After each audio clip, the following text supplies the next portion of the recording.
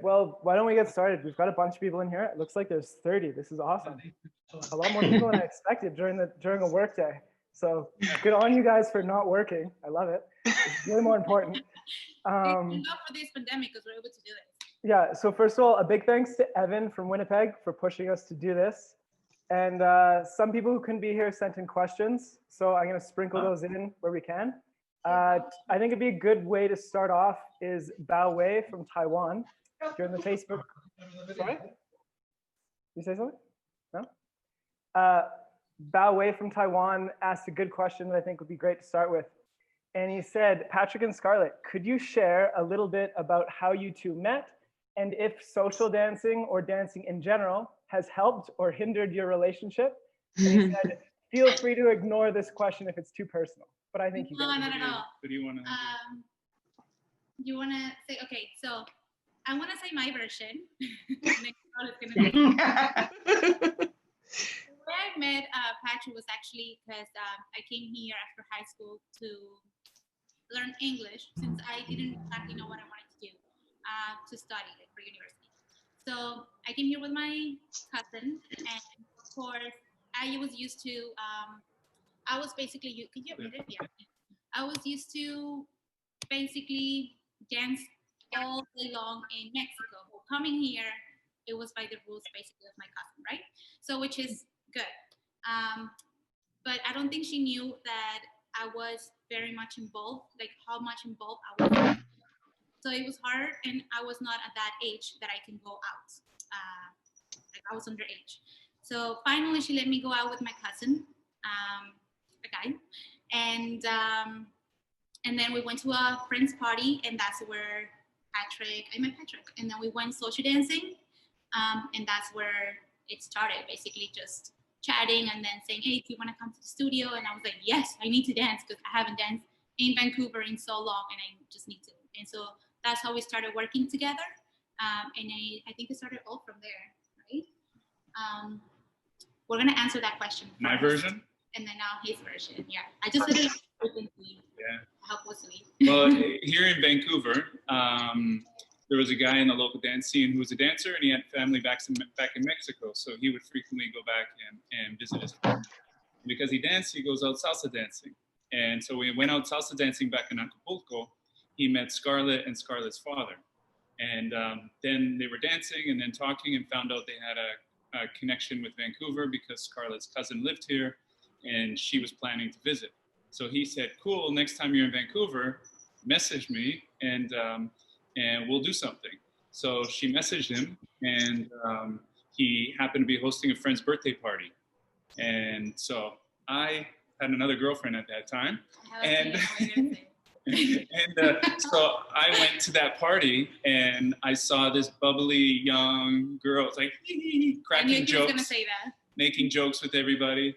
And I just thought, oh, she's a nice girl, and like didn't think anything else, man. Then we all went social dancing after, and I thought, who the heck is this girl? Like, I did not expect to see what I was going to see. So she was awesome, and so we started talking, and then we started teaching together, and yeah. That was back in 2007, I think. Yeah. Yeah. Social dancing. Social dancing, yeah, and then we became dance partners in 2010. Has it helped our relationship? It hasn't hurt our relationship. Not at all, no. I feel with salsa. Just like any social activity, in relationships, it can expose holes, right? So if there's issues, they'll come up, right? And so I think it's a great vehicle for, working on your relationship too. If issues come up, that's fine. Just deal with it, be open, be honest, share, speak your truth. And yeah, so for us, yeah, it's been pretty smooth. Yeah, it's been easy. Yeah. Not that there hasn't been issues. Sure, but there has. I think it's more when doing choreographies where we just have, opinions of like, no, I think this is better. No, I think this is better. But at the end, we just want the best, right? So we just look, record, and then we're like, okay, what is it that we like and what is it that works? And then that's what we decide at the end. But when it comes to social dancing, no, actually, we don't really social dance together as much. Not these days. So whenever we go work congresses, we usually end up dancing with other people. Yeah. I think it's been great for the relationship, working on things together. I've had to improve, my work, not my work ethic, but I used to get upset a fair bit. I wasn't the easiest guy to work with, and Scarlet was just a workhorse. And so I would get upset, but I love Scarlet so much that I couldn't be upset. And so I was just forced to acknowledge that it's not you, it's me. I'm just, it's so much easier to try and get somebody else to change rather than yourself. And so, but with Scarlet, I didn't want to be mean to her or be terrible to work with. So I just had to admit, no, I'm just, whether it be scared or insecure or whatever, that's really what the issues were. And so I just had to be honest about it. And things got better. Yeah, I think it's really all about self-awareness and communication. You guys hit it on the head. Do any of you guys have a question for Patrick and Scarlet? Who's going to be the first one? Me. Oh, sorry, a quick reminder. Everyone who's not speaking, if you can mute your microphone, there should be an option in the bottom left of your window. All right, so who's up? Whoever said me. Oh, me, Sharonda. How did you guys learn your technique? Where did you learn from? So a lot of places. Yeah, that's what I was going to say. Basically, you take privates, you go take classes with other people, you travel, you learn. Some things work, sometimes doesn't. And I feel that things that make sense to us and things that work for us, we start applying it. And then we will spend time in the studio, and I will sometimes be even a lead. I'm like, okay, let me lead it. And then give feedback to each other. So yeah, he will follow and I will lead, and then vice versa as well. Because sometimes I will say no, I feel like I need more of this. And then he will say, okay, but as a follow, I need more of this, or as a lead, I need more of this. And so I'm like, okay, let me see what you're talking about. So then that's when I will reverse the role and then try to lead it. And I'm like, oh, I see what you mean. So then, that's how I felt we find the technique, but the techniques I feel like we've learned from so many places. We've learned from, Rodrigo, Selene, John Narvaez, Tito and Tamara, Billy Fahar, so many people. We've taken privates with so many people. I don't shy away from taking classes.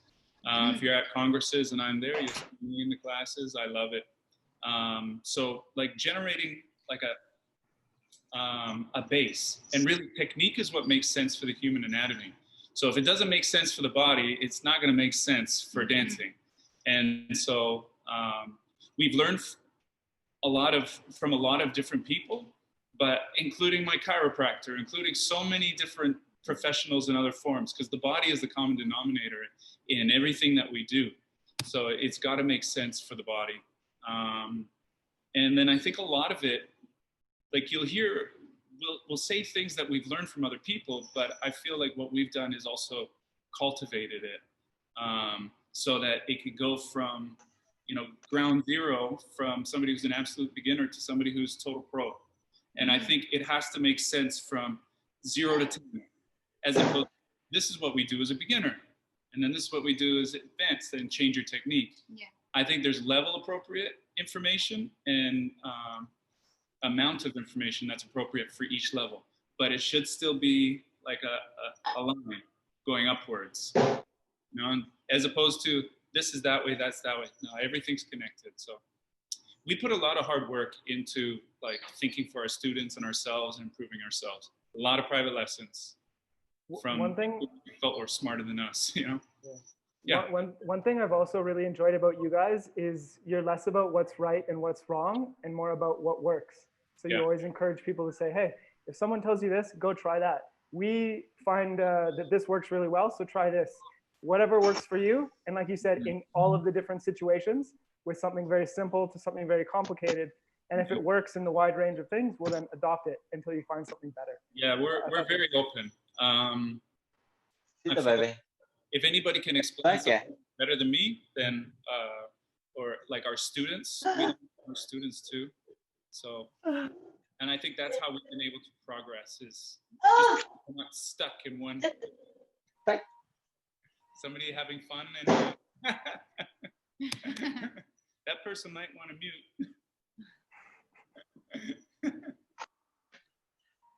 Anyone want to ask the next question? Yeah, sorry, what's your name? Asoto. Yeah, so I noticed maybe a couple months back, you guys, I guess the Dance Dojo page had posted where y'all were demoing some mambo shines. Is that something that we could possibly see more of in the future? Something you guys are kind of working on, even something that might be offside to the actual salsa course? Because I'm very interested in it, and I've always seen it out just, you know, I don't know, just randomly, like videos that I've been cruising through, and just kind of was hoping that maybe more learn that style, and or if not, if you guys weren't going to teach it, where I can possibly find some resources that would kind of get me there. Yeah, well, I feel like it's so much of what we've done has been a long process of trying to lay the groundwork. So there's references to things. So if we're going to teach something at advanced, you can quick link reference down at a lower level. So I feel like we're at a point now where we can just do really cool things, you know, and, you know, from shines to body movement to fusion. So yeah. Patrick, one sec. I'm going to stop you. Guys, can you mute your microphones? I think someone with the name Ad is speaking a lot. Thanks, guys. Just a quick reminder. Does that answer your question?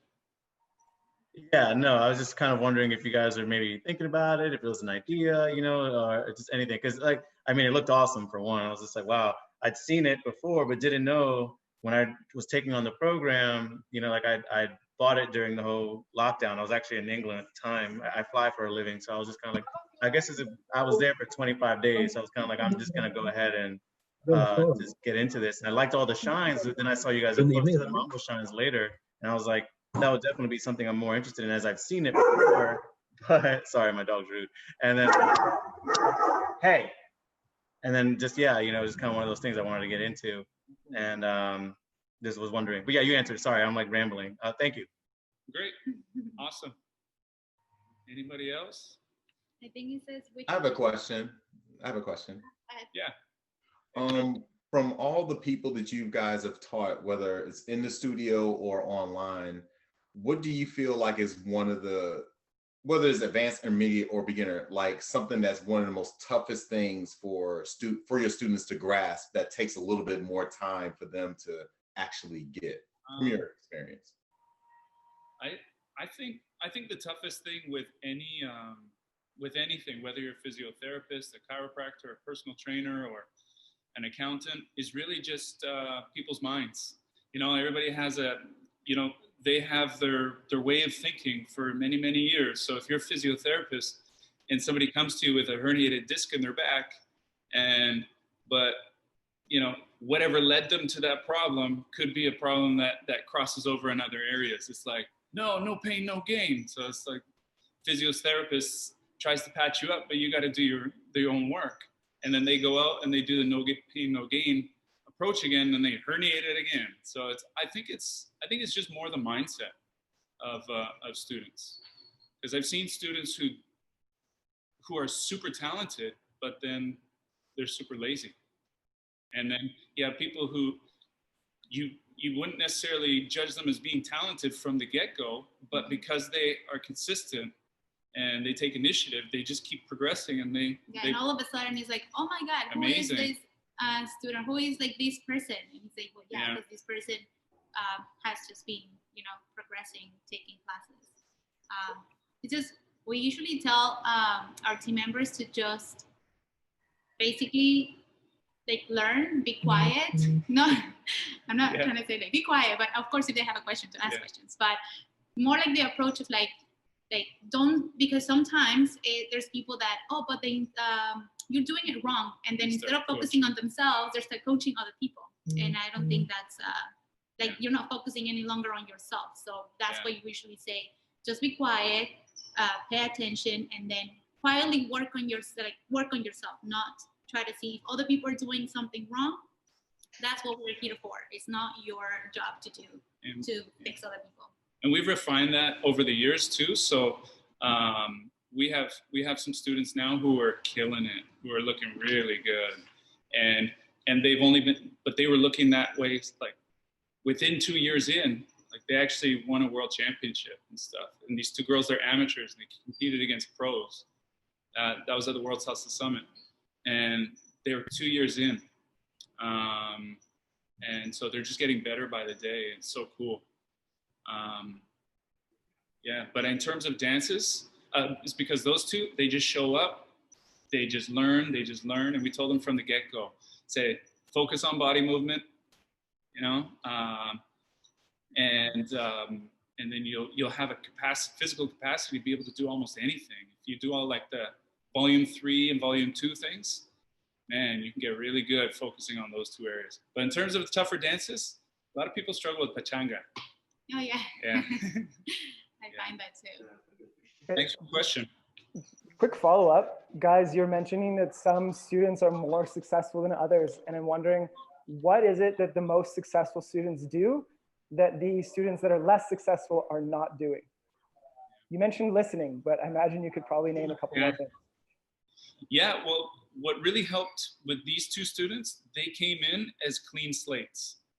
And also they didn't have any frame of reference of body movement and shines. And so because of that, they didn't have to unwire or rewire at all. And a lot of people who have previous experience allow the previous experience to help you. And a lot of people, that previous experience hinders them, because when they're learning something, they get distracted. Oh, but my other instructor said, don't do this. And so now they have this inner dialogue while you're still teaching the lesson. They're thinking about, 5 years ago. And so I think a lot of people listen, but they tend to listen to their own thoughts. I was just gonna say that. I feel like it's more like that. Yeah. That when you give a suggestion, instead of just them taking it as it is and try it right away, it's more of a like, yeah, but I can't possibly, like, how? But no, like, I'm fighting it. But if you were just to like try what that person is saying with no expectations or no without like, basically telling yourself or stopping yourself, or doubting yourself. That's what I want to say. Doubting yourself or doubting what we're saying, it'll be just easier. And just try it. Like, just try it. Nothing hurts by you trying it and see what's gonna happen, right? But also, I found this because I found that on myself as well. I feel like these two kids that we're talking about, I say kids because to me they're kids, but they're not. I found that because they were coming from high school, like they are used to being told what to do, if that makes sense. So they're just like taking instructions, yeah. Versus when somebody just went through life, like I have been through, and like maybe you guys have been through as well. I felt like whenever I was giving now, let's say a private, I'll be doing that processing, and then I will catch myself, and I'm like, okay, like stop, like I'm just gonna do what my instructor is telling me to do.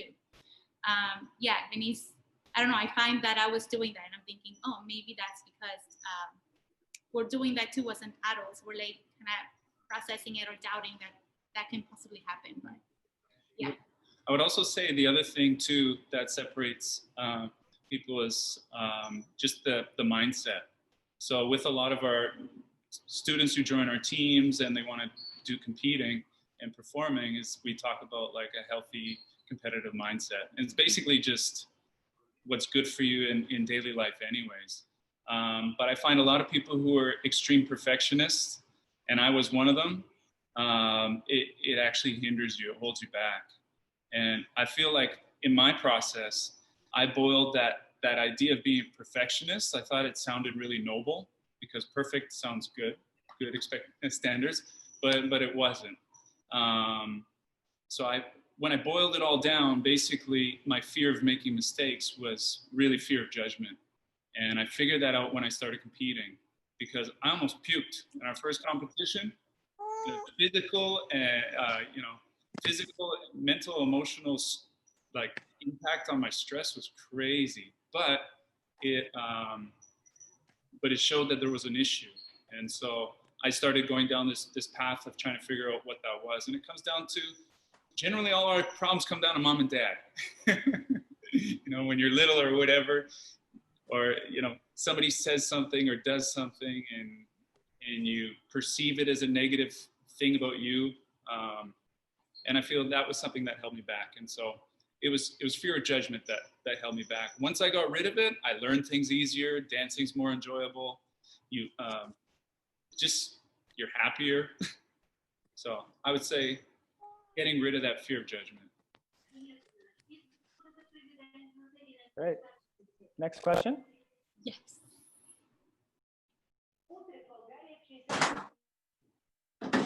Anyone? I've got one from someone who's not here, but if anyone who is here has a question, go for it. Oh, we also have Shin. Shin. Yep. Thank you. I have a question. I'm here calling in from Honduras. And in terms of the most successful students that you guys have had, how many hours per day do they tend to practice? Is there like a sweet spot? Like sometimes maybe you can over practice and you get burnt out. What are you guys seeing? And maybe for the two of you, at the height of your training, you know, maybe before you were instructors, when you were really getting into salsa, how many hours per day were you guys training? I would say it depends on everybody. I mean, everybody's different. Some people learn faster than others and absorb things faster than others. So, and then, for example, let me give an example of myself.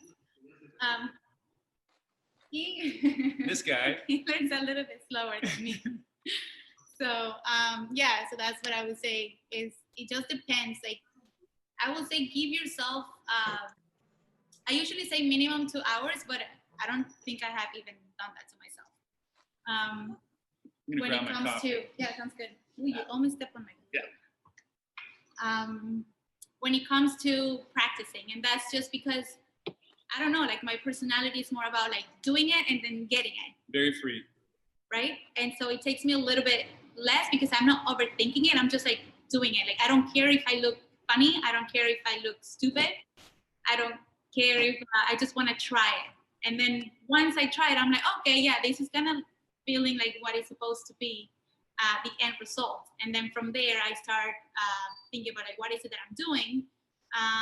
And then once I know what I'm doing, I don't feel like I need to continue doing it as many hours as some people might feel like they need to. Because I have other students that they're like, oh, I practice like 4 hours. And then they're like strangling. Yeah, they're strangling but then the I'm process. thinking, what is it that you practice for 4 hours that, like, I don't think it needs 4 hours to practice on like one basic. If you're working on something, like it's good, but not 4 hours. I feel like maybe you should give a break and then just think what is that you're doing. Don't just practice out of the sake of practicing for 4 hours. I feel like it's better to maybe record yourself and then see like, okay, this is what I'm missing. I feel like that's more effective practice than just like doing the basic or whatever you may be practicing, thinking that just doing that repetition is gonna get better. When for me, it's just more thinking about what is it that I'm doing that gets me there. My idea of practice has changed over the years too. Now I feel, especially now that I don't fear judgment or anything like that, I feel like if you work at like a 60%, but on a daily basis, and you don't overexert yourself, and you can, it's that idea of, say, push-ups. Somebody who does 10 push-ups a day for 360 days, somebody's gonna have to do the math. I'm gonna come up with some bad numbers. 10 push-ups a day for 365 days of the year, you know, it might not sound like a lot, but that's a lot of push-ups by the end of the year. So you get that volume. Whereas somebody else who's gonna go 100%, maybe once, how often? You know, it's like maybe 1 or 2 times a month, you know, really is that you can go all out. Like you just need days to recover. And so I think it's more about consistency, enjoying it. Mm-hmm. If it's fun, it's amazing how much better you do. Mm-hmm. And I feel you don't need such long stretches. For us, our practice is tied into our classes now. So we have classes that are devoted just to body movement, and we run them several days a week. And so at the beginning of every class, we do like our volume 2, volume 3 warm-ups. Nobody is ever too good to not have to do that stuff. And I notice when I miss classes, if I miss a couple weeks due to something, and I come back, I can roll this way, no problem, but going the other way doesn't feel so good anymore. The same way? No, one, the other. Okay, good. Right? Just checking. So I feel if you incorporate those things into your practice, more shines and body movement, keep it fun. And what I love about the volume 2, volume 3 is you're just creating a physical capacity to move your body in all different areas. And then steps aren't even part of the thinking in that. So when music comes on, you can just respond. And remember, this is salsa.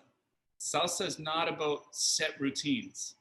If you think of the ballroom world, what's beautiful about ballrooms, yes, they perfect it, but they'll have one routine sometimes for years, and they make little changes over time.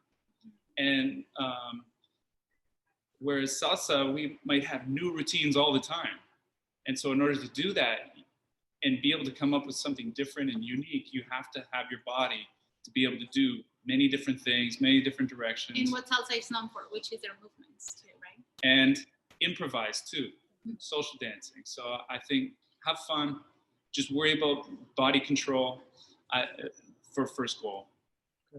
Guys, I think you said a lot of good stuff there. I think one of the things that really resonated the most for me was making your practices sustainable. So whatever that means for you, if you only have fun practicing one time a week and you're going to find progress doing that, then that's what works for you, and that's great. Alex had a question. He put it in the chat, and I actually wanted to ask this as well. So in terms of the online course, so if we think of you guys as like personal trainers and us as the people in the gym, what would you suggest for programming, structure of a practice? And if you want to reference the stuff that's in the curriculum, you can. But specifically for everyone here, what would you suggest for them as the online students and structuring their practices? Yeah, I think I already touched on it a little bit. As I said, at the beginning of our classes, if we run a class for an hour, the first half hour pretty much is just a warm up. But it's warm up with all different isolations and then just the pelvis. So it's like you have this window, then your thoracic area, then your core, and then your pelvis. Isolate those different areas in moving in different directions and different tempos. And then over time, then you start connecting them all, right, in different directions. And so some of our warm-up is always the same, but then we'll play around because there's so much different variety that you can do. Connecting is like numbers, you know, it's like you can make so many different numbers if you're able to count to 10. And so sometimes what we do is we just take a movement, boom, boom, boom, boom, then we play with it. Boom, boom, boom, boom, bop, boom, boom, bop, boom. And it's a great way to start improvising too. Take a movement, do it repeatedly, and then put a little variation to it. And then that might lead into something else, right? So in terms of practicing, that's also practicing, say, for social dancing, being able to improvise and play around.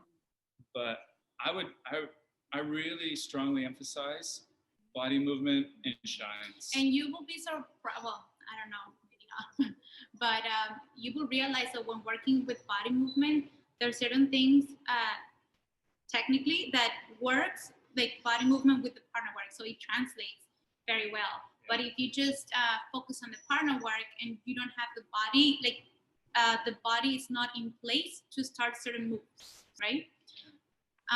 Shines and footwork, shines and body movement help your partner work.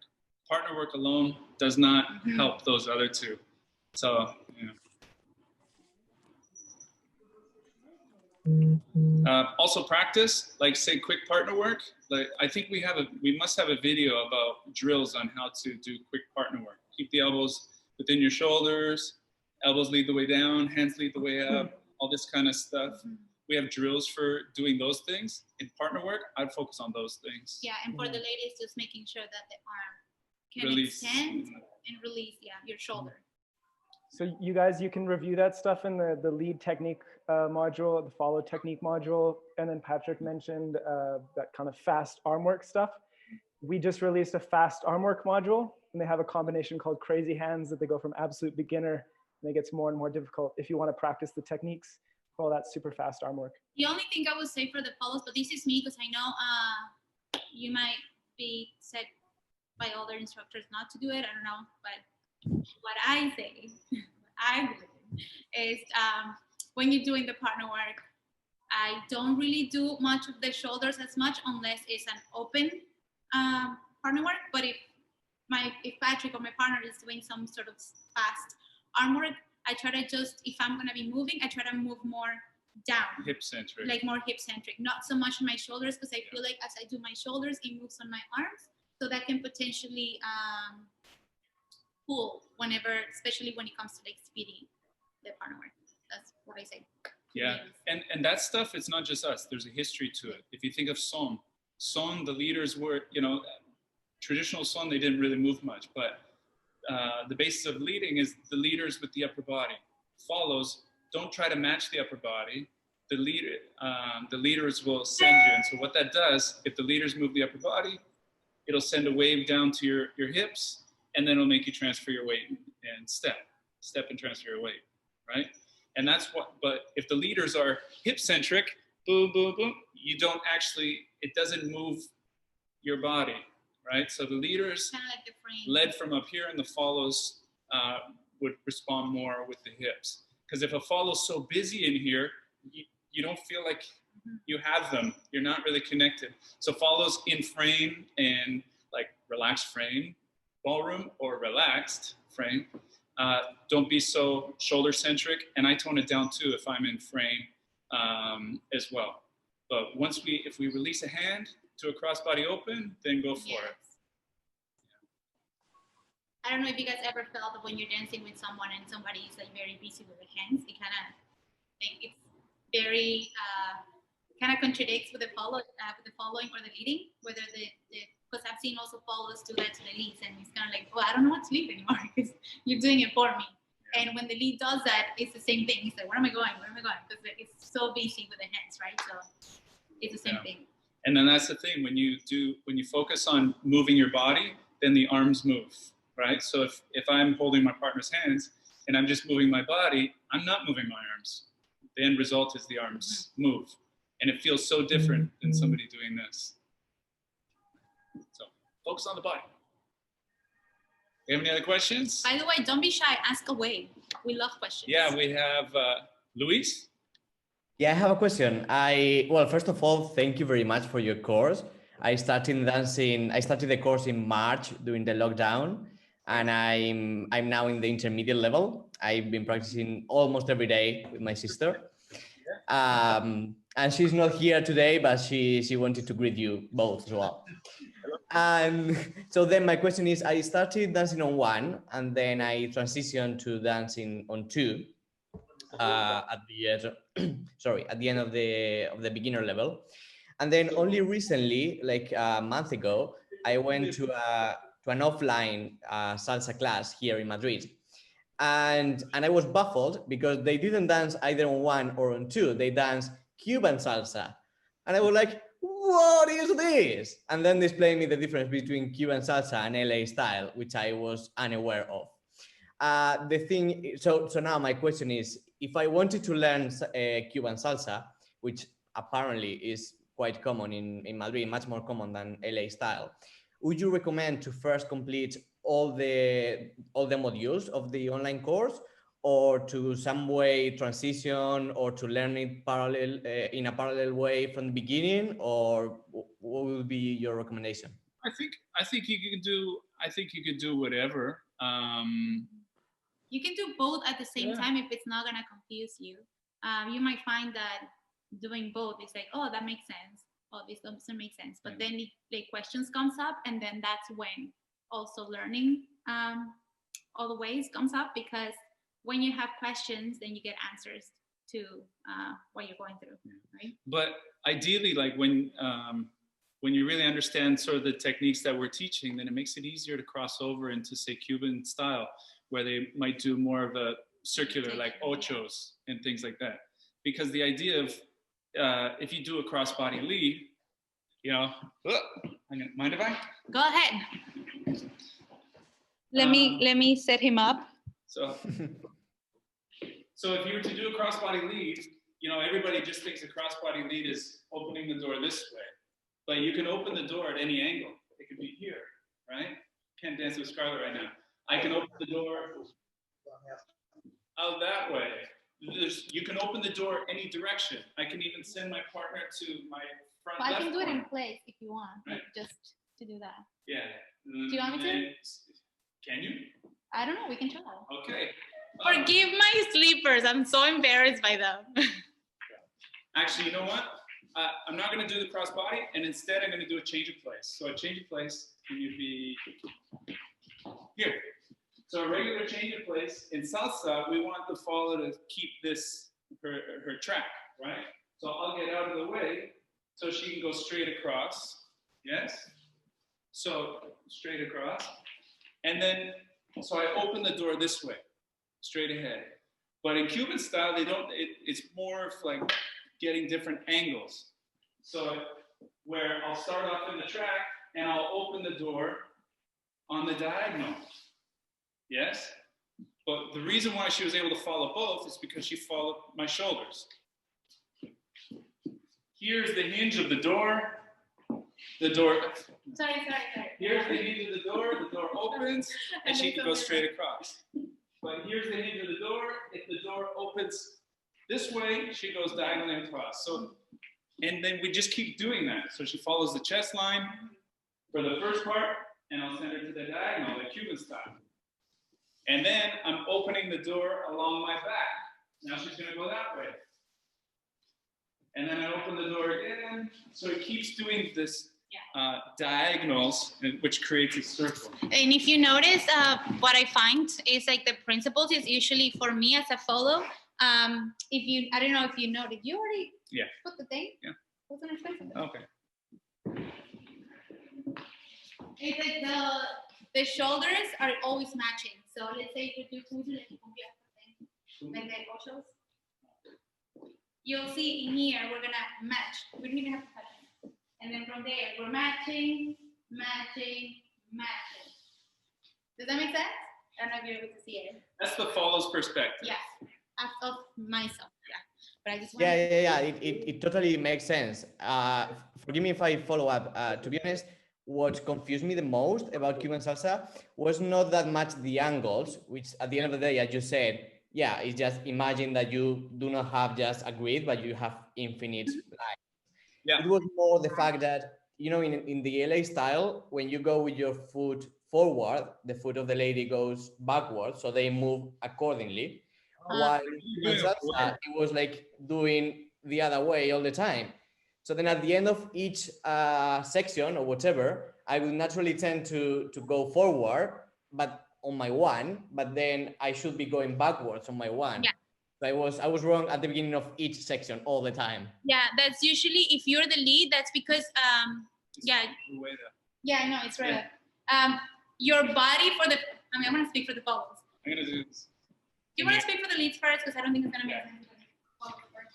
So, rueda, back,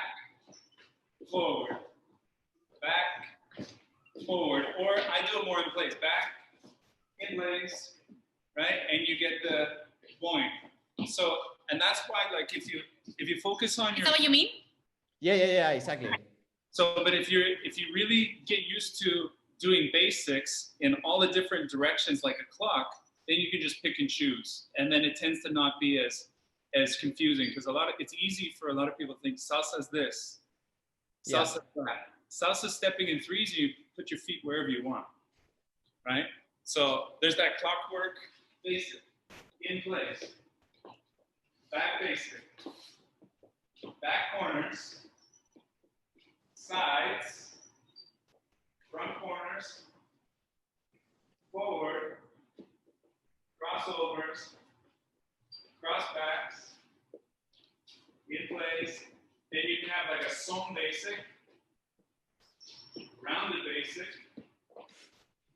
push steps, and then you just get used to stepping in so many different directions. So like a Susie Q, for example, it's a front corner, side, front, corner. Front corner, side, front corner. And same thing with the Rueda basic. It's back, then forward. Half a back, and a forward, or back, in place. So it just makes you more flexible when you get used to doing basics. And that's what we do at the beginning of all our partner work classes for our beginners. Sorry, I'm like I hope that, did that make sense? Yeah. Thank you. Yes. But yeah, it'll be confusing if you're not used to it. But yeah. You got anybody else? Questions? I would love to. Yes. Jaroslav? Yeah. Hi, nice to meet you all the way from Czech Republic. Okay. Anyways, I have a question about self-expression. I wonder how you approach it, because like sometimes I'm in a flow and I'm able to to connect to the music, and I don't have to think about it. And other days, like I can intentionally focus on certain emotions, but it's always either random or just on how I feel at the moment. I wonder whether you somehow practice that intentionally. I'll say, well, Go for it. I think it comes down to what works for you. If I take performing, for example, are you interested in performing? No, I'm more in social dancing sphere, you know. I feel sometimes for myself, if I go out with expectations in the past, I would go out with expectations, and then it's easy to be disappointed, right? You can put a little pressure on yourself, but if you go out and you don't have expectations, it's easier to be in the moment. And so I always start with the music first. So listen to the music, respond to the music. I connect to the music first, my partner second, right? And in terms of emotions, I feel like Scarlet is really the natural performer. And that's because honestly, I don't think. As soon as whenever you started thinking about I want to put emotions to something, is when you hit a block to, because you want to do it perfect. You want to make sure that you might have to do start something like more. that. But... Yeah, I feel like whenever I even do with choreographies, whenever I'm trying to do I want to do a good, strong thing, and then I start overthinking things, then I have to give myself a break. I'm like, okay, I'm just gonna leave it just for a little bit, and then I start singing the song with in my head. I'm just or whether you know English or not, is that sorry, Spanish. Yeah, sorry. Even if you have the melody in your head, then I start thinking about it, and then it's in my head already, right? I already memorized the part of the song that I'm not progressing as much as I want to. And then I go to the studio with no expectations, and then I'm like, okay, I'm just gonna play around with things to see what works. But I find that whenever I overthink things, then it's when I have to for sure give myself a break. Sometimes, actually right now I'm going through something like that, which is with a routine, where I have, where I didn't really like the beginning. So I was like, oh, I don't have time to go to the studio right now, but I'm gonna start thinking about it a little, and I just didn't like it.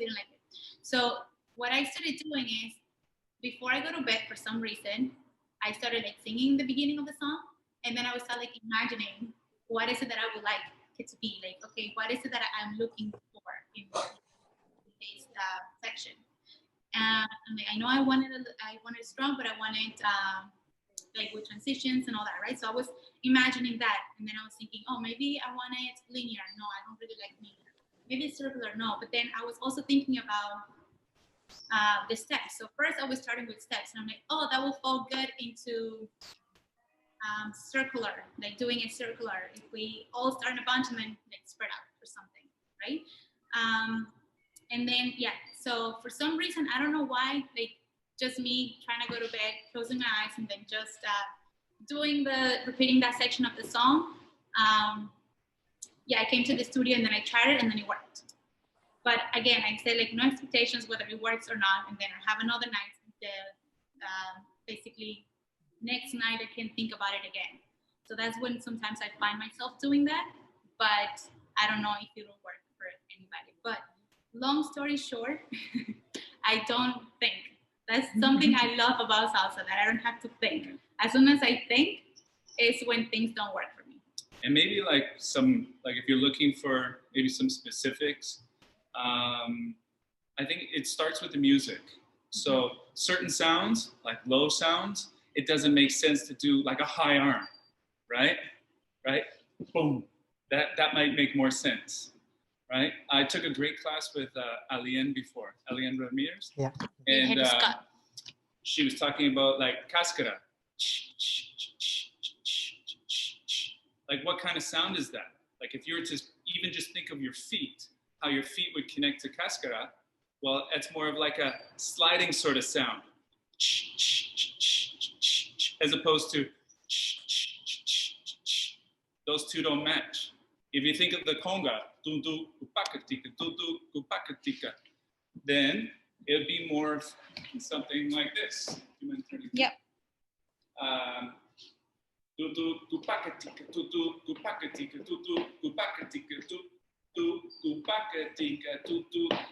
So high arch, like a forced arch, as opposed to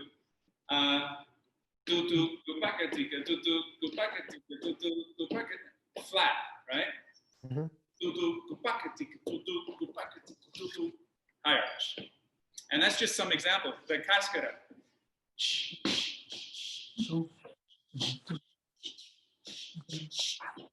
Right? Sliding your feet. Horns. If you look at Yamule, routines, they have like in the mambo sections, ba, ba, da, da, da, da. The type of partner where they're not. There's certain movements and certain lines that match the music in certain ways. So I would go back to thinking more about the music and the emotion that the music is giving you. And then if you do movements that match that, then it could even affect your expression on your face, right? So if it's going crazy, it's kind of hard to do this. Right? If you're really giving it, your face is going to change, right? If you slow things down, your face is going to change. So I think find the natural opportunities, but starting with matching and listening to the music. Thank you. That was extremely insightful. Thank you. Hey, quick question, Patrick and Scarlet. Are you guys a hard stop at 1 p.m. your time? No. You're I know flexible. you'll be coming here at 1:10, but if you guys don't mind having a baby around, then fine. Is something starting at a certain time? In the studio? No. Okay. Yeah, we're okay. Anybody else have any questions? I'm going to take one question from someone who can't be here right now. Victor asked, he said, I've been recommended by teachers to never compromise good technique in order to make a move successful in social dancing. But when my partner isn't following correctly, what's the balance or the distinction between compromising your technique, like maybe overcompensating or over-leading, over-prepping something, and adjusting to her? Yeah, if it's going to venture into the realm of forcing somebody to do something, that's a bad mental technical approach, right? I would, if I'm dancing with somebody and they just can't keep time, but they're super sweet, super nice, I'll try my best to stay on time.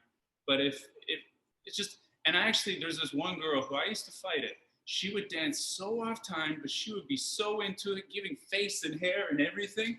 And I was like, whoa, I do 2 steps and she's done 30, right? And at first, when I was fighting it, I was not having fun. And I was trying to be good, and I was trying to like do everything proper. But as soon as I said, oh, what the heck, I have a great time with dancing with her. You know? So it wasn't so much her, it's more me.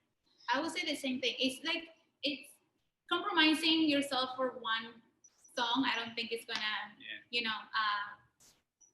have your technique is gonna be gone. But I would say the principle is just to have fun with your partner.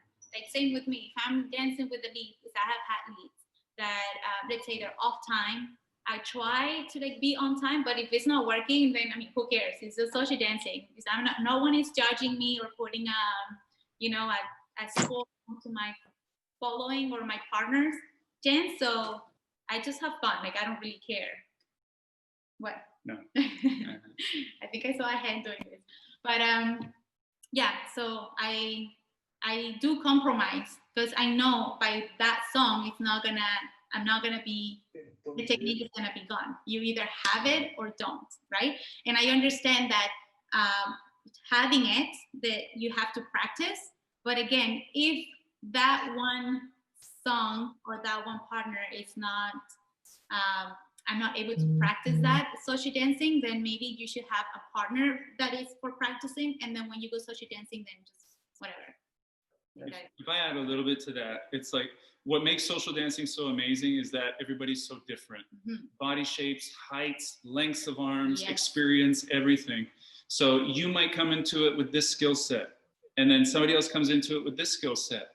But like, you really want to dance to the level and ability of your partners. So say if I'm at this skill set and my partner's here, this is not compromising by me dancing at their level. That's not compromising. That's me being, a caring partner. And so I'm not going to make that person do 2-3 spins, right? So I will, if I force them to, it's going to get compromised, right? So just dancing to the level and ability of your various partners. And same as a follows. Do the same thing. Like just dance with what the lead is telling you. I will say though, when the leads are rough, if you have a rough lead, I usually say don't engage your shoulders, but I would say in this case, I do. And survive. Yeah. Do what it takes to not survive, get or just nicely break that connection and do footwork as much as you can. Scarlet's not shy. I think you guys nailed it. Is like you have to do what you have to do to get through the dance, adjust to your partner as best you can. But I think the most important thing is having that consciousness or that self-awareness of what is the ideal theory and technique, and then what am I doing right now, so that after that dance you can try and go back and be closer to that ideal. And it also depends on people's idea of technique, because I used to be more of like, oh, this is right, that's wrong. But the more I've learned is I'm so open. I don't really call anything wrong anymore. There's so many different ways, like waltzy frame, right? More of a relaxed, closed position frame. They're both right. And different tools for different times. If the music's classy and elegant, sure. If the music's more loose, then we're loose. They're both right. Exactly what Patrick said, different tools for different times. Because even in salsa, as you notice, if you look back on videos in 1990s, 1999, I was going to say. And like 2000, even 2005, 2007, styles change, right? And techniques change all the time. So that's why you can't, like, it's never the right or wrong. You can't do that because, again, it just progresses all the time and it changes all the time. So you just have to be open to always be learning. Yeah. It's got to make sense too. And feel. Got one question from Baowei here. He said, and this is for Scarlet, what can a salsa lead do when social dancing and doing partner work that will make the dance fun and enjoyable if the follow is the one that has the higher skill level? For me, it's when they don't, when I social dance with somebody, if they're having fun, I'm gonna have fun. Yeah. That's the thing when we're social dancing, somebody asks me to dance, as soon as they're having fun, I know I'm gonna have fun. But I know if they're overthinking something because they might be thinking that I'm gonna be judging them. That's not a place for me to do, for one. But then second of all, I don't remember moves. That's not my job. I don't have the students telling me, so how did you after the social dance? So how did I do with that partner work? And I'm like, which partner work? I mean, we did a whole song, right? And they said, well, the one from classes. And I'm like, I don't remember combos. I don't. Even if I know how to do, like I know what Patrick taught, the combination, next day I forget, because that's not my role. I don't remember combos. So for me, the most important thing is if you're having fun, I'm gonna have fun. If you're stressed about me having fun or doing something right, then it's when I can feel that, and then I can have fun too, but I can feel that it's just not gonna be the same, basically. And you mind if I add? And every partner is different. So you might have partners who who prefer somebody to be more musical. Then you have people, some partners who just prefer you to be more like smooth with technique. So I think the more skill areas that we have, all the various pieces of the puzzle of salsa, the more we have, then the more we're able to pick and choose and adjust to our dance partners, right? So if your partner's having fun moving, it's nice to move with them. But even if you're doing level 1 moves, I don't care. To be honest, I don't. You don't have to be an advanced guy or lead, an advanced lead for me to have fun with you. Even if you're doing level 1 moves, it's okay. Even if you only know the basic, that's fine. Years ago, friends of mine and I, we went on a road trip and we went to the city, and I was so into like powering through all these different things. And so this one friend who's like, who loves to see your reaction to like good or bad news. This guy said, "Hey, Patrick, you know, all the girls here, they said you look the best when dancing. But they said, Choco, he's a friend of ours, he felt the best." And I took that, I was like, oh, at first. I'm like, oh. I was so into my own ego, like all this crazy stuff, and turn them and all this kind of, you know, impressive stuff.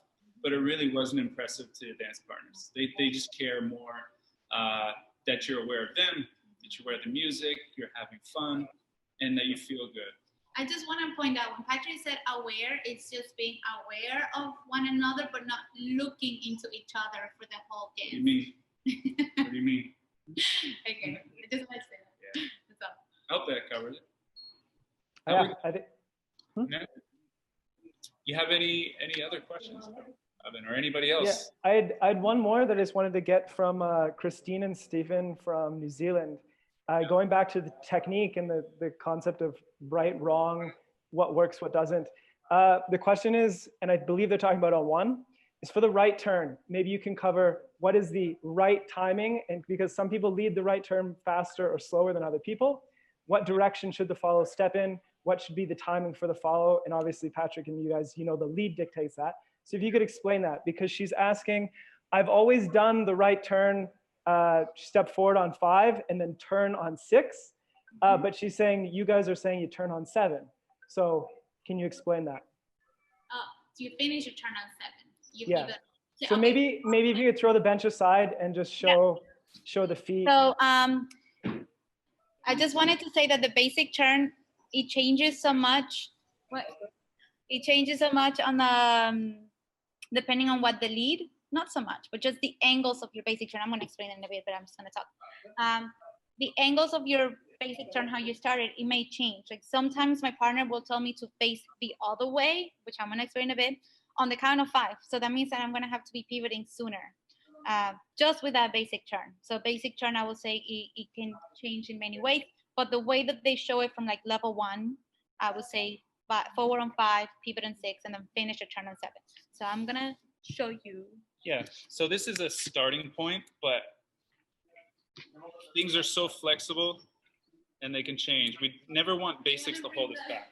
There you go, you can, Oh my God, you can I'm see just it. laughing up on my The chancla's in effect. They can see my feet. Yes, they can. And am I not going to be a ref? Oh. So, you going to start it or am I? Yeah. So this is the starting point. Just doing a basic turn going 4 to 12 o'clock. 1, 2, 3, 4, 5, 6, exit 7, 8. Sorry. So that is a basic starting point. Yeah. But that can change. Instead of stepping forward to 12 o'clock, you can step to 1 o'clock, 2 o'clock, 3 So, o'clock. like this. So if my partner, say, goes 1, 2, 3, right? And all the way here, then I have the 5 and 7 to get around. 5, 6, 7. What he's doing, or what he's telling me to do. 1, 2, 3. 5. It just depends to what they're gonna do on their partner work. But basic, day 1, let's say, just to get the ball rolling. And middle or crossover, depends on what he's doing. It goes forward, pivot, and then from there, the can't do that, but basically finishing here. Yeah? And really it's your steering wheel, right? So we're connected here. So now if so if I'm a follow, for example, and we're trying to get the follow start turning on 2, 1, 2, but they're not responding, and here's the hand, 1, 2. You can see what I'm supposed to go forward on 5, right? So it's this. The placements can change, and you think of it more like merengue, do, like. Don't think of it more like merengue. Don't. So yeah, there's many different ways of doing basic things. So if we step on the spot, like merengue, let's think of 1, 2, 3, 5, 6, 7. 1, 2, 3, 5, 6, 7. We're stepping on the spot. I can start placing her feet at different angles of the clock at whatever counts. It really doesn't matter. But the follows want to respond, not with a stiff arm, right? There's action. If we're doing an inside turn, left hand going towards her center, the follows don't want to stiff arm and push it out. You want to allow that hand to go towards the opposite temple. So if you notice as a follow, the hand goes towards the opposite temple as opposed to stiff arm. And so we can get the follows to pivot at different increments. So years ago, I would have, when I didn't know as much maybe, I would have seen somebody do variations and think they were wrong or something wasn't right. But no, don't let basics hold you back. We want to be able to use walking to help us skip, run, jump, and use it as a springboard forward. Was that okay, good? Robin? I think that was pretty good. I mean, the basic idea is that follows in class, you're going to be shown one way to do something normally. And then once you understand that basic idea, it's just a principle. As long as you're stepping in 3s on time, follow the lead. Where is the lead guiding you? That's what's most important. You can't fight what the lead is doing. That's right. Because what happens is, depending on where you're taking classes, like one instructor may say something, right? But what happens is social dancing, you may encounter something different. So that's why you have to be flexible with the basics as opposed to just making sure that you're doing it one way only, right? And what we teach our follows is the first rule is to dance. So if you're stepping on time and you're moving your body and the movements of salsa, if you're doing this, then you don't have to worry about anything else. Really, the leaders will place your feet for you. And that's where the enjoyment comes in. You'll have more brain space to be musical. You can enjoy the process. Enjoy the experience of dancing and just be free. I wouldn't fight it. Just go out, and Scarlet, when she social dances, she doesn't think at all. Yeah, that's the best way to go about it, honestly. That's why I like salsa, because I don't have to think. I think at home, think in the studio when teaching. But when I go social dancing, that's my time to breathe. Cool. Anyone else with questions? I just have one more question from someone who's not here, but I want to go back to everyone who is here. I have a question I could ask. Okay. Weylin. Hi. So some instructors kind of talk about for leaders leading, like say stepping slightly before the beat and then follows stepping slightly after the beat, maybe like 1/10 of a beat before and 1/10 of the beat after. Like, do you agree with that whatsoever, or? I think timing is the timing. Sorry. Are you asking like on the leading or stepping? I don't know if they step on time or leading with certain numbers. I think it was more the stepping, to be honest. Like, I think it was kind of like, so say if you break it up into like one yanda, like leading on the instead of like the 2. Yeah. No, I would say timing is the timing, right? 1, 2, 3, 5, 6, 7, we both. But the lead happens before the beat, so that the follows can, so they can get the message to be able to step. If we want the follow to step back on count 1, I'm going to give that intention with the body, and 1, right? and I just move the body. And that's why, say, going back to son, this is the lead, and step, right? So the lead happens first, the followers get the message, and we can both step on time for the one. But if that's when you learn movement centered, right? So beginners start off step centric, or most beginners. We have body movement classes for beginners, so that they can start getting used to this stuff right away, and so that they can start applying movement to their steps early on. But most people never look at body movement. They just keep doing partner work, step-centered, and those things are external, like arms and feet, so disconnected. But more experienced dancers, everything starts internally. And there's always an and before the actual count or the step. And that is where we lead. And forward, and back, and side, and side. So it's always starting here. But if somebody's step-centric, the body typically doesn't move. And there's no time for the follows to react. And maybe that's when it's like, okay, you're gonna be late. Okay, you're gonna be late, because I never sent you the message, right? The message was late, if that's the case. I think that makes sense. Yeah, okay. Someone just arrived. This is our little one. Hey. Hola, besos. Manda beso. Oh, you see Kabira. Manda beso. Mwah. This is one of our lovely dancers. This is Kabira. So Hi. very accomplished young lady. Yeah. Nice to meet you all. Yeah. So how we do? We have any more questions on your end, Robin? I just have one more question from Evan. Yeah. And it's Evan from Winnipeg. And he said, I want to compete at a high level myself at some point. What was your preparation like going into each time you won the Canadian Salsa Championships and you guys are even medalists in Miami at the World Salsa Summit? What was your preparation like? It was a lot of, what our preparation was like then and what it would be like now is, I feel, is so different. Yeah. I feel like before we were forcing things a lot. And I feel like back then in competition, we tended to worry more about what judges would think.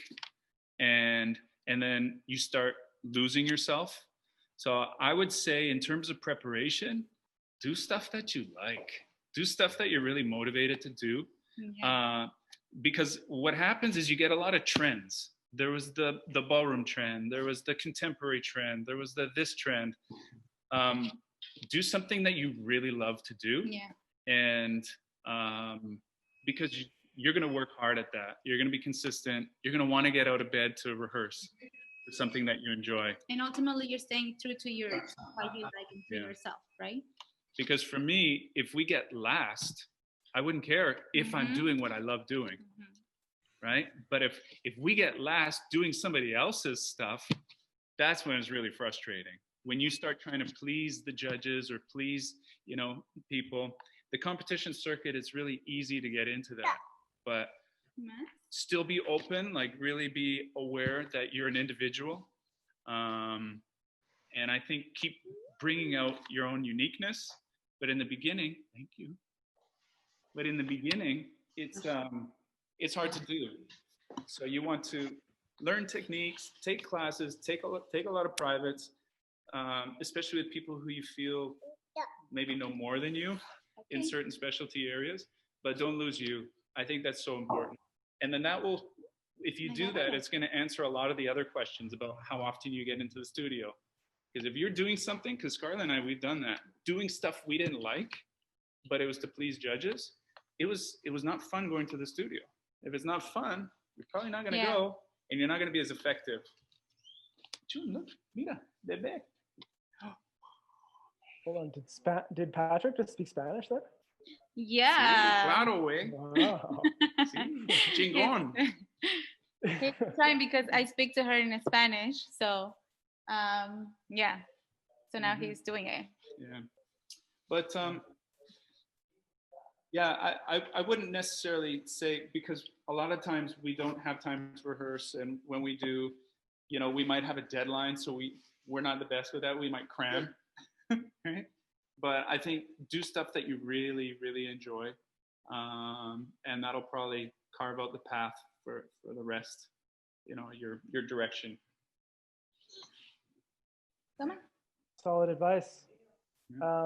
I want to be conscious of your guys' time, and maybe have one or two more questions, final questions. Who haven't we heard from? Did we hear from? Sorry, I can't pronounce your name. Sakur? Sahir? Yeah.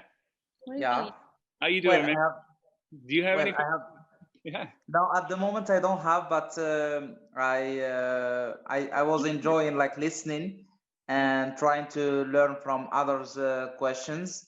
Yeah. But well, I was one of I have been pursuing the course like 2 years ago or 1 year and a half, and then I got the bachata one because the salsa has been pushing me to. But I was following the course from the beginning and how it is now structured. I think it's much better than what it was, and I encourage you to continue on this kind of path to deliver to us like all the time a lot of value. But now I'm very pleased with the product, and very pleased to be one of your students. Nice. Yeah, thank you. Thank you. Appreciate it. Thanks. Yeah. Sorry, Patrick, put you on the spot. I was just saying hi. It's okay. And yeah, we always want to get better too, and we keep learning, and we keep trying to go out our comfort zones. And a lot of the stuff we're doing in our in-person classes are things that we really look forward to sharing with you guys these days. And also, Robin, for like the advanced material things, you know, we're talking about people might not need explanations at a truly advanced level. And instead, we could just upload regular videos of what we do in our classes, where at the end of class, we demonstrate it with counts and music, if something like that. Yeah, here's a question for you guys, and you can speak up as soon as I finish here. So you guys, you know that Patrick and Scarlet are usually great with breakdowns. That's why we love them. That's why we work with them. But what we could do if you guys wanted more content is we could upload in a very casual way some of the videos that they filmed like at the end of their classes with the count, fairly slow, but there's no technical breakdown. So the idea being you look at the curriculum to learn all the individual pieces of the moves, and then here's a combo that they're not going to break down, but you'll have the counts for it. So if you have the foundations, if you've gone through the course, you're probably going to be able to be at least 80% successful with it. Is that interesting to you guys? I like that idea, because with the player that's inside the website, you could also slow it down if you needed to. So I think that's great. Yeah. I think that'll be easy to kind of navigate through and get more content as it goes on. Yeah.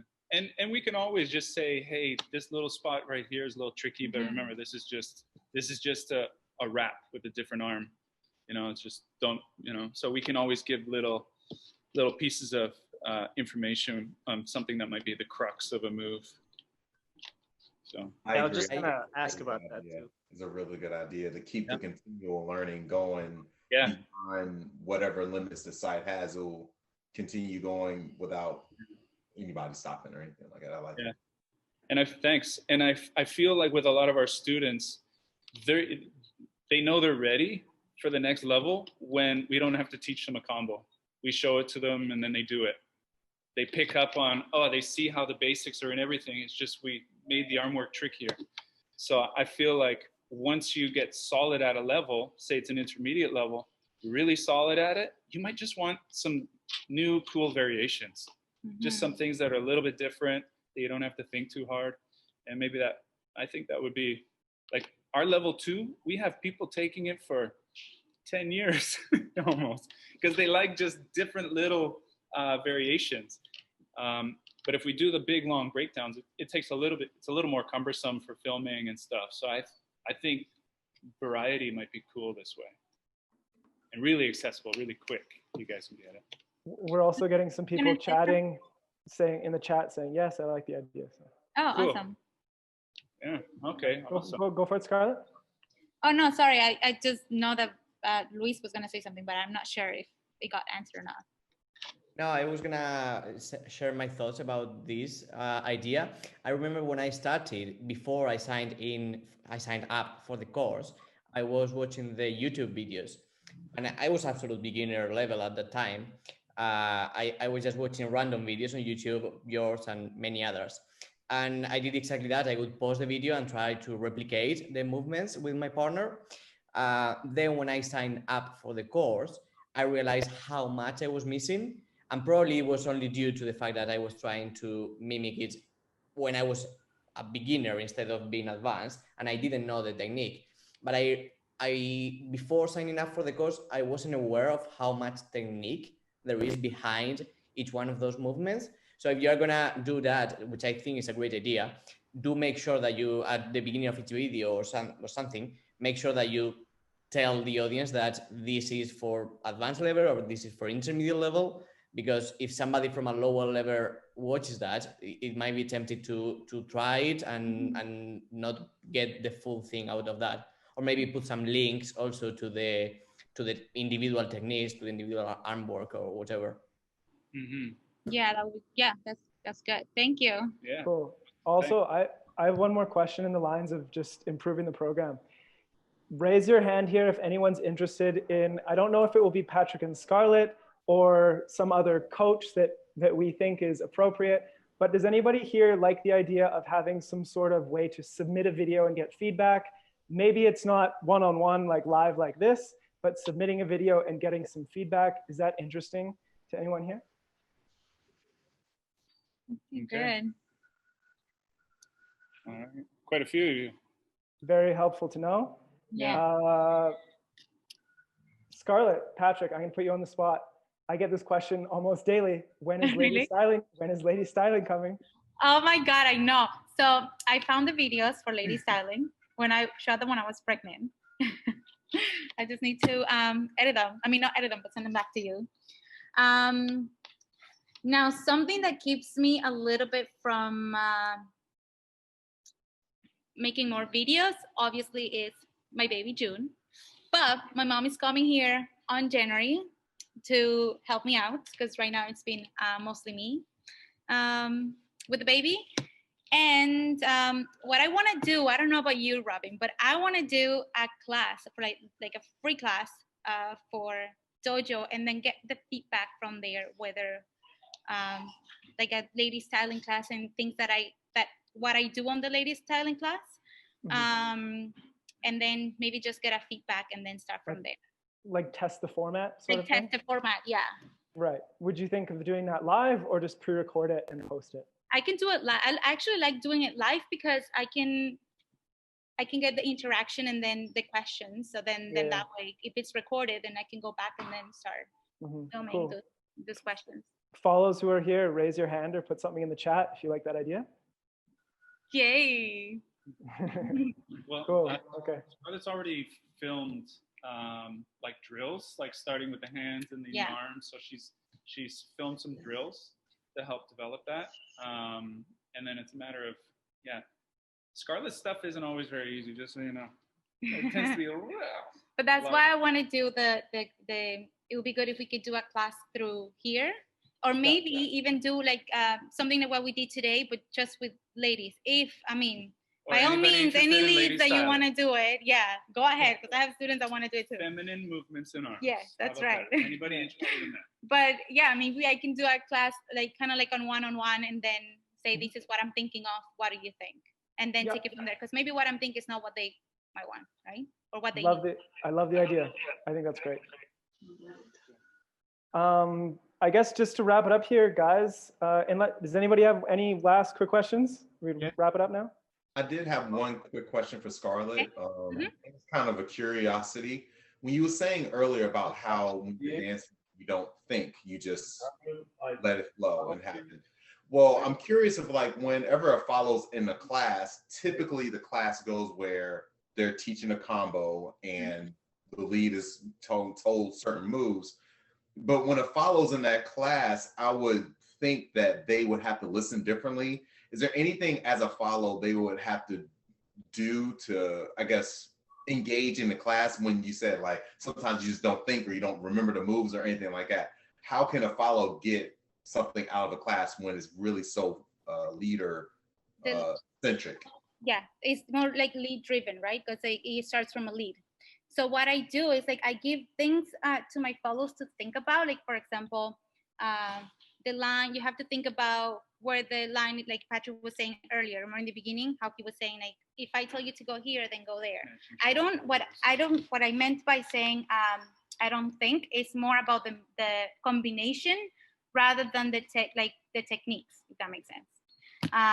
Or what is it that I have to do to be like are my arms like stiff? Am I hanging on to my partner or are they loose, right? Am I going out of the line or am I going like where my partner is telling me to go on that slot? Things like that. Am I taking big steps, bigger than what my partner is telling me to do? Like if my partner is telling me to stay in place, but then I'm taking off. Things like that. And there's always things to work on when it's in partner work in class that even for myself, like the only way I need to, I can give my students a feedback is by me thinking that I don't know the combination. And then just doing it as I'm social dancing, even though I know what combination we're teaching in class. For me to be able to help them is not to help them with doing the combination, is by them actually doing it. And I'm always think, because I have to think about, is my student doing, making me travel or is he making me stay, right? So I'm constantly thinking in that way, but I don't think about what the combination is. If that makes sense. That makes a ton of sense. Yeah. That makes a ton of sense. So yeah, the leads techniques and the follows techniques, we both have our own techniques. They're different worlds, but they come together to work together. And so what the follows will be needing to think about is totally different than what the leads think about. Usually it just comes down to an awareness of your partner. And so in our group classes, we try to teach as equally as we can to lead and follow. Like here's the combo, but this is also why it works for the follows. And so follows, remember, think of your golden rules, line up, dance, and rails, you know, spotting your partner, all these various things. If the lead's elbows are up, our elbows are up. If the lead's elbows are down, our elbows are down.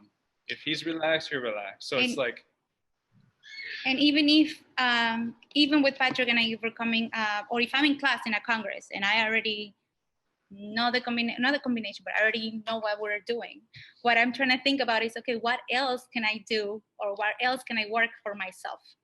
Like maybe I can do a styling here, or maybe I can do, you know, play around with more than just what the combination is.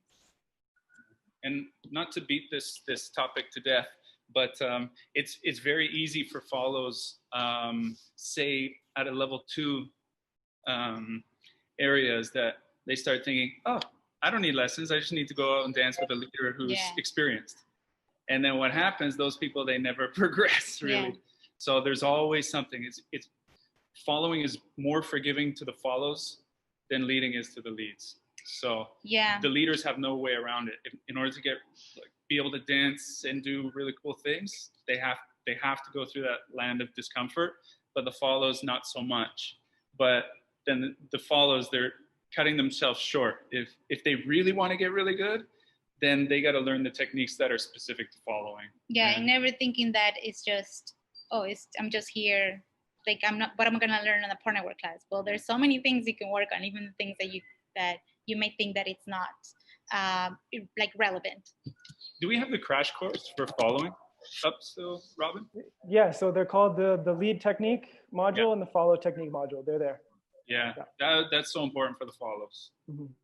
I just wanted to add one thing, because I mean, Scarlet, obviously what you said about how the follows just need to worry about their techniques and think about the little things that they can add in as the lead is practicing the combo. Mm-hmm. What I like to do also, and what all the leads here can do, is that when you're practicing a combo, if you are comfortable with the combo as a lead and you don't just want to make your follow a robot, you kind of just turn it into social dancing. So add a couple moves in between, do a piece of the combo, add one move in between, and then do the rest of the combo.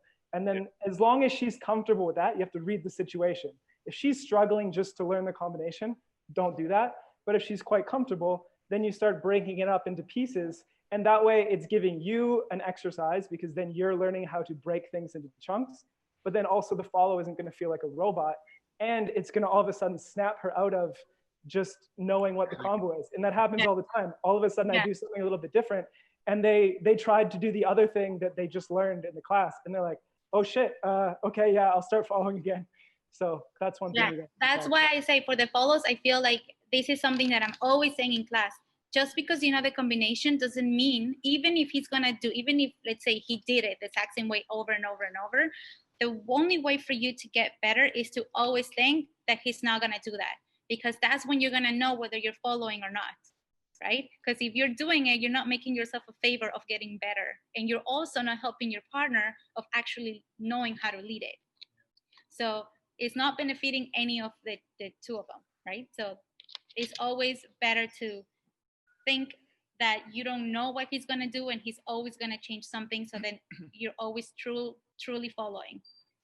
And that was always that was a great point for the leaders. Make it your own, and then keeps the follows on their toes too. But then going back to the follows, they have their techniques, and I think one of those first techniques is the follows. Just keep dancing, like actually move your body, you know, and keep timing.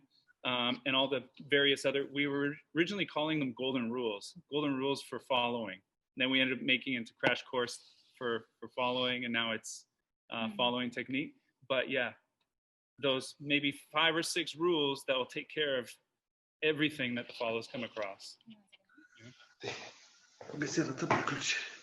think one more question. One thing that I wanted to say that I agree with is, one of the reasons why I asked that question is because when I approached the website, of course, I look at leads. I mainly dance on too, but I look at the following parts too, because sometimes, because of where my body size, where I position myself, where I am, sometimes I look at the follows parts to know if I was leading this follow, what would be the most comfortable position for me to be in to help like lead it correctly.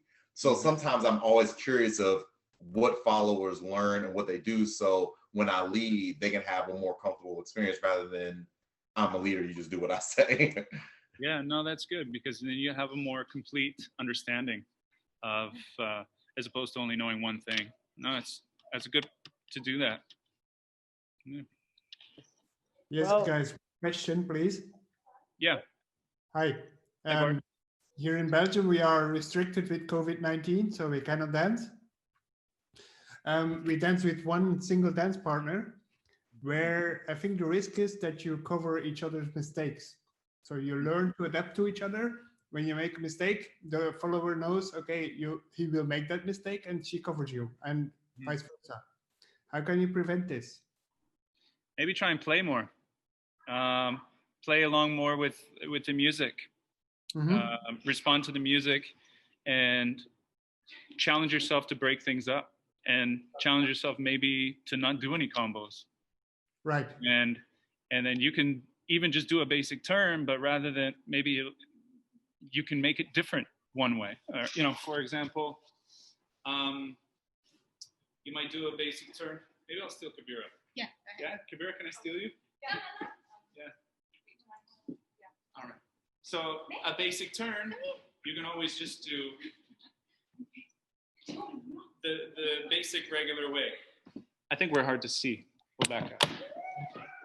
But if something's happening musically and it's like, you know, maybe there's an accent, boom, you can let go mid-turn. So don't feel just because it's a basic turn that you always just have to do a basic turn. Those are just starting points. Then you want to be able to use them as springboards. So one half is learning the moves. The other half is really making the music, taking the music and allowing people to see what the music looks like, right? We always hear it, but we don't know what it looks like. And that's when you see people who do great routines or great social dancers, is they show you clearly, oh, that's what that sound looks like. You know, and I think that's maybe something that you can try. Okay, that's enough. Thank you. You're welcome. Thank you. Can I ask you something, Patrick? Yeah. I have a curiosity. It's more like a general question. What do you think is missing in the dancing community? in general? Or if not missing, what can be improved? I don't know. I guess every community is different, but every community is kind of the same. Like anywhere you go, it's different. The community is a reflection of the people there. I had this conversation with Tito and Tamara, and you know, like if you think of LA style, it's very Hollywood, big and flash. At least you know when I was there years ago. You go to New York, and you know it's fast paced, like cram quarters, and you see people with swagger and their small, fast, sharp turns and all this kind of stuff. And you come to our city, Vancouver, it's very safe, kind of feeling, very livable. And so the dancing will reflect that. And so where our pitfall here in Vancouver is a little bit of, well, usually when things are safe and then it becomes boring. Maybe they're missing a little bit of swag, a little bit of like, you know, dirtiness or something like that. Maybe these people can benefit from putting a stake around their neck and running in a rough neighborhood and sort of dirty that salsa up a little bit. But Tito and Tamara, they were saying when they went to Russia that they're at the airport trying to get a taxi, and then somebody was stepping over a stroller and everybody's fighting for this taxi. They're like, oh my gosh, what's this dance scene gonna be like? But then when they went to the dance scene, it was amazing. They said it was so fun and so joyous that maybe, you know, when a place is very challenged, difficult to live and things aren't easy, then, you know, the dance scene, rather than reflecting exactly that, they needed some balance. And so it was very joyous, very fun. So I think just maybe be mindful. And since I'm from Vancouver, I gotta watch that I also don't become just safe and boring. And for me, we wanna have more passion and fun with the dancing. So if we're from Vancouver, rather than just point a finger at it, I wanna do something about it. So our students and myself, we're making ourselves move and have more fun and not worry about judgment. So I think maybe just be mindful where you are and if that's affecting you, and take a look around of what you like, what you don't like, and incorporate or shed what you don't want. So I think it really comes down to individuals. Yeah. Okay. If Cool. I could add one Next thing to question. that, Yeah. just with my experience being down in Latin America and mostly Colombia, the thing that I really feel is missing from, I guess I could say, like the North American scene in general. I mean, especially we talk to a lot of leads and all they want is partner work and combos. But Yeah. if you come here and you just see the Colombians, like obviously they grow up in this culture of music and dance, which a lot of people in the Western world don't have. I mean, Western world, North America, in places in Europe, etc. But what they all have is a flavor or a desire to move their body and shake their body, whether they have technique or no technique, it doesn't matter. They have the passion and they have the love for the music they're hearing, and they bring that out. And like Patrick said, they'll show you what the music is doing. They'll display that in some way. Whereas like often in North America, Vancouver, we're playing it really safe. We didn't grow up dancing. We're afraid to show people how we feel like moving. And so I'd really just push everyone to do the shines, do the body movement, and just do that a lot.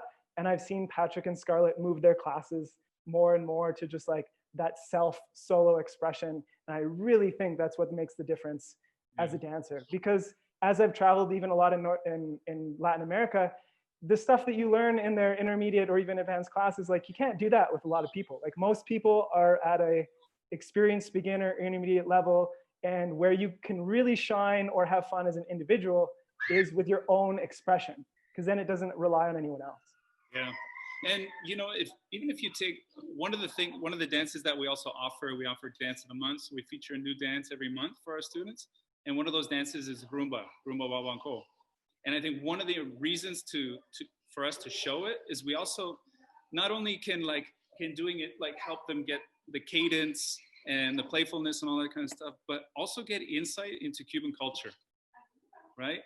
And the freeness and the fun and the playfulness and the flirtiness, all that kind of stuff. So it's more of a culture around dance as opposed to thinking of the dance kind of as a sport, you know? Oh, yeah, and only thinking of it as technical. So even explaining to some of our students you know, you talk about bakunao, where it's like, wah, boom, you know, you do that gesture. And the literal translation is like injection, right? And then the lady's gotta like block it, you know? When you talk to people about that here, they're like, at first. Some people are like so liberated, and other people are like, oh boy, I don't know how I feel about that. But then in Cuba, they're amazing musicians, amazing dancers. Like it's highly encouraged to like explore with dance. But I think it shows a lot about people's mental, social approach to the dance. I think to me is more important than learning technique. Technique should allow us to be able to get more enrichment out of the dance. It shouldn't hold us back. And technique ultimately, ideally, we shouldn't see it so much. We should see more of the dancing. My wife, her mother, Scarlet, her mother's from Mexico, she'll come here and she'll see people dancing and say, what are they dancing? You say salsa. She's like, what? She couldn't recognize it just because it was so technical and not even technical, but very, very stiff. But then she doesn't take lessons, and she has, you know, swag. She has flavor. She can dance because she's coming to it more in a different headspace. Enjoying the music, I think, is so important. So maybe that's something that's missing in the general dance communities. Well, this has been awesome, but I want to be conscious of your time, Patrick, Scarlet. Hopefully you guys really enjoyed this. If anyone has one more question, we can do it. But I just wanted to say thank you guys all for coming. This was recorded, so we're going to post it probably in its entirety, or maybe I'll break it up into chunks based on the questions. But I'm not sure where it'll be, but we'll put it somewhere. And I hope this, guys, made you feel a bit more comfortable seeing some of each other's faces, voices, etc. And we've been seeing more people posting videos in the Facebook group, and I think that's amazing because every time someone does it, it encourages another person to do it. And I know everyone's shy on sharing their progress, so I want you guys all to know that everyone's here to support you in your journey, and we all just want you to have fun. So don't be afraid, don't be shy to post your video, whether you think it's good or not, because in 2 weeks, a month, 2 months from now, you're gonna be way better than that, and it won't even matter. So share away. Guys, thanks so much for coming. Yeah. And Patrick and Scarlet, thank you. Thank you. Thank you, guys. We had a lot of fun. Yes, it was a lot of fun, actually. We wouldn't mind doing it again. And we feel very blessed. You know, things are, you know, times are tough these days, but we just feel it just makes us appreciate more and more the opportunities that we do have. And so being able to look at you guys in the eyes and say hi and spend some time and just share is, you know, we don't take it for granted. So thank you so much for tuning in, guys. Thank you. Awesome. All right, guys. See you later. Bye. Take care. Be safe.